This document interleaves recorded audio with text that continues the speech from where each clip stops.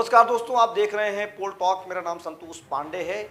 लखनऊ से एक बड़ी खबर सामने है कि वहां के जो कमिश्नर हैं रंजन कुमार, उनके बारे में कहा जा रहा है कि खबर सामने भी है, आदेश भी है कि उन्हें 1 जून को बटलर पैलेस लखनऊ में मकान अलॉट किया जाता है कमिश्नर बनने के बाद, और वहां पर 18 जून को दौरा किया जाता है। क्या वो मकान रहने लायक है या नहीं, लेकिन वहीं अचानक से 21 जून को लगभग 70 लाख के आसपास का एस्टीमेट बनता है कि इस मकान का सजावट कराना है। मकान में भोग विलासता को तमाम चीज़ें करनी है जो अभी नहीं है, और जाहिर सी बात है उसके बाद उस मकान का प्रस्ताव आगे भेजा जाता है।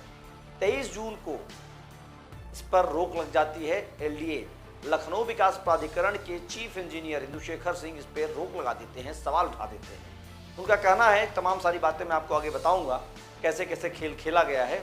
उसमें न तो सिग्नेचर अथॉरिटी की कोई बात है, न किसी का उसमें परमिशन है, सब कुछ मौखिक किया गया। एस्टीमेट जो है वो मौखिक है, और उन्होंने जब रोक दिया तो चूंकि एलडीए का जो बोर्ड होता है उसका अध्यक्ष भी कमिश्नर होता है, और कमिश्नर साहब ने, रंजन कुमार ने, रिटायरमेंट से 7 दिन पहले इंदुशेखर को निलंबित कर दिया, वहाँ से हटा करके आवास बंधु में भेज दिया। ये अय्यासी का मामला है, और ये डीएम साहब कोई बहुत पाक साफ नहीं है। इनके ऊपर 2015 में जब ये लखनऊ नहीं बल्कि गोरखपुर के डीएम हुआ करते थे, इनके जूनियर आईएएस अधिकारी ने इनके ऊपर आरोप लगाया था। उन्होंने कहा था कि फाइल देखने के बहाने डीएम साहब घर पे अपना खाना बनवाते हैं लगभग 2 बजे रात को, और ये बात अखिलेश यादव तक गई थी।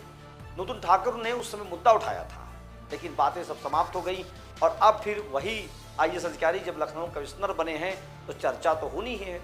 आइए हम आपको समझाते हैं कि पूरी भोग विलासता का जो एक पूरा एस्टीमेट है वो कितना है और कैसे है। देखिए हमारी ये खास रिपोर्ट।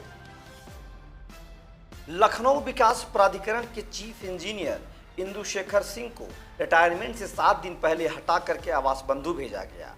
खबर यहीं से बननी शुरू हो जाती है, क्योंकि चीफ इंजीनियर ने कमिश्नर रंजन कुमार को आवंटित सरकारी आवास में 81,69,000 रुपए से मरम्मत और सजावट करने के प्रस्ताव पर 21 जून को आपत्ति लगा दी थी।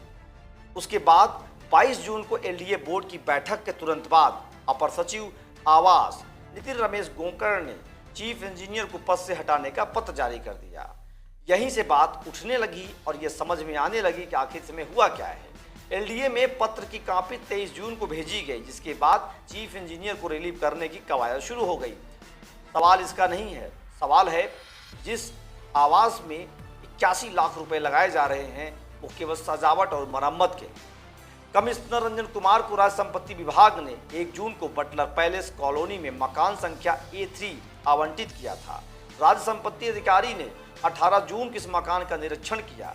इसके बाद जोन 1 का काम देख रहे एलडीए के इंजीनियर ने 69,31,624 रुपए के काम कराने का जिक्र करते हुए 18% जीएसटी के साथ 81,89,306 रुपए का एस्टीमेट बना दिया। अब बात यही है, दस्तावेज में साफ लिखा है कि एस्टीमेट मौखिक निर्देश के आधार पर तैयार किया गया है। हालांकि यह निर्देश किसका है इसका जिक्र भी नहीं है। 21 जून को एलडीए के जेई और एक्सियन ने इस पर दस्तखत भी कर दिए। उसी दिन फाइल वित्त विभाग को भेज दी गई। वित्त विभाग ने उसी दिन फाइल चीफ इंजीनियर के पास भेज दी, लेकिन चीफ इंजीनियर इंदुशेखर ने फाइल पर आपत्ति लगा दी और उसके बाद उन्हें हटा दिया गया है।